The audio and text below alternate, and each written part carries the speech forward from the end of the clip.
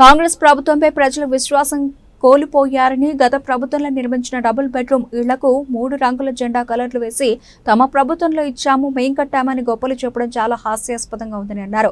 గత ప్రభుత్వంలో భద్రాచలం పట్టణ ప్రజలకు డంపింగ్ యార్డ్ నిర్మాణం కొరకు నిధులు కేటాయించి నిర్మించింది కేసీఆర్ ప్రభుత్వం. దాన్ని కూడా ప్రారంభించి మేమే చేశామని చెప్పుకోవడం విడ్డూరంగా ఉందని 15 నెలల కాలంలో కాంగ్రెస్ భద్రాచలం పట్టణాభివృద్ధికి శాశ్వత పరిష్కారం ఏం చూపిందని రావులపల్లి రాంప్రసాద్ విమర్శించారు. నియోజకవర్గ ప్రధాన రహదారులు అధ్వానంగా తయారయ్యాయని దుమ్మగూడ మండలం తూరుపాక గ్రామంలో వంతెన కూలిపోయి ఇప్పటికీ 7గురు మరణించారని, వెంకటాపురం మండలంలో ఇసుక లారీల లోడు తట్టుకోలేక మరో వంతెన కూలిపోయిందని, కనీస నూతనంగా వంతెనల నిర్మాణానికి అధికార ప్రభుత్వం కాంగ్రెస్ పార్టీ చర్యలు తీసుకోవడం లేదని, డైవర్షన్ రోడ్లు వేసి డైవర్షన్ రాజకీయాలు చేస్తున్నారని ఆరోపించారు.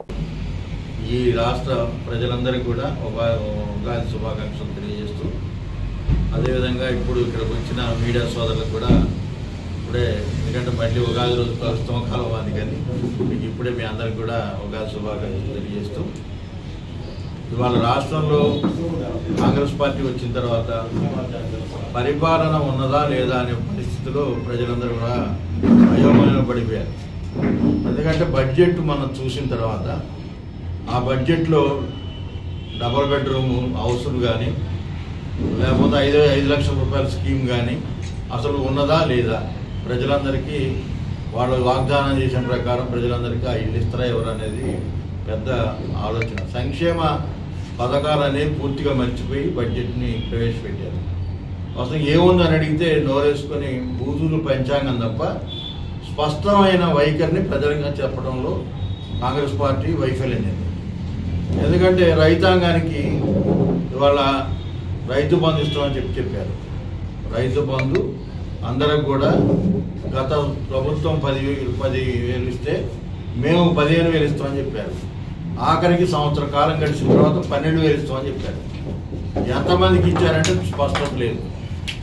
అదేవిధంగా రైతు రుణమాఫీ, బ్యాంకుల ద్వారా రుణమాఫీ చేస్తాం 2 లక్షలకి అని చెప్పారు. వాస్తవంగా 2 లక్షలు పూర్తి స్థాయిలో రుణమాఫీ జరగలేదు. ఎందుకంటే 60% రుణమాఫీ జరిగింది.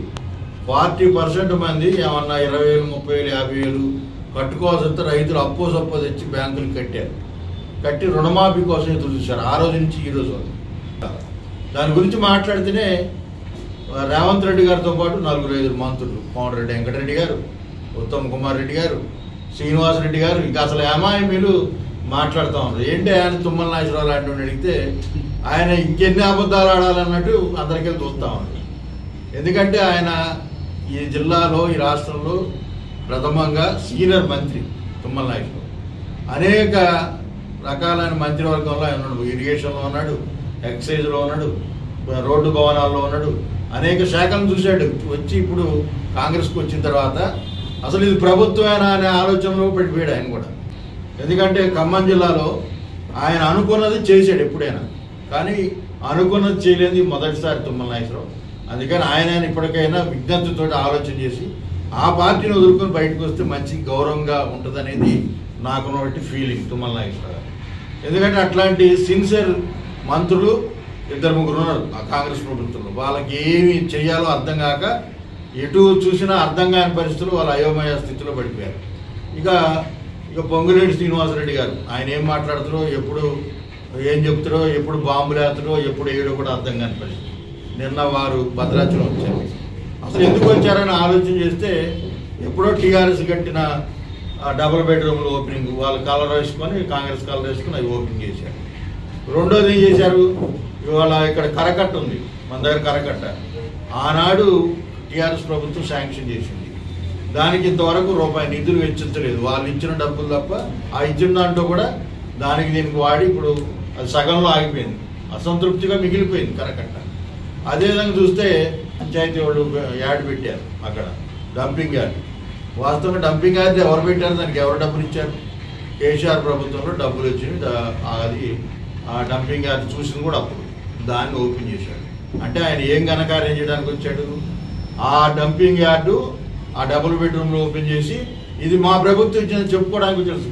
దానికి సిగ్గుపడాలి. వాస్తవం చెప్పాలంటే ఒక మంత్రి, రెవెన్యూ మంత్రి, ఆయన సిగ్గుపడాల్సిన అవసరం ఉంది. అదేవిధంగా రోడ్డు భవనాలు ఎట్లున్నాయంటే వెంకటాపురంలో ఒక బ్రిడ్జి ఉంది, దానికి అతిగతి లేదు. వాస్తవంగా మెయిన్ రోడ్డు అది, ఎటు నుంచి అటు వరంగల్ నుంచి రావాలన్నా, ఇటు భూపాలపట్నం నుంచి రావాలన్నా, ఎటు నుంచి రావాలన్నా అది మెయిన్ రోడ్డు. అట్లా ఇక్కడికి వస్తే తూరుబాక మనకి 9 కిలోమీటర్లు కూడా ఉంటూ ఉంటుంది. ఆ తూరుబాక బ్రిడ్జి కూడా కూలిపోయింది. అక్కడ 7 మనుషులు చచ్చిపోయారు. దాన్ని పట్టించుకున్న దాఖలాలు లేవు. డైవర్షన్ రోడ్ ఇచ్చారు. నిజంగా రేపు ఒక వర్షం పడితే ఇటు ఇక వెంకటాపురం వాజేడు నుంచి వచ్చే వెహికల్స్ రావు, అటు భోపాలపట్నం నుంచి వచ్చే రావు, ఇటు వరంగల్ నుంచి వచ్చే రావు. రాష్ట్ర దిగ్బంధంలో ఇక్కడ ఈ డివిజన్ ప్రజలు పడిపోతారు.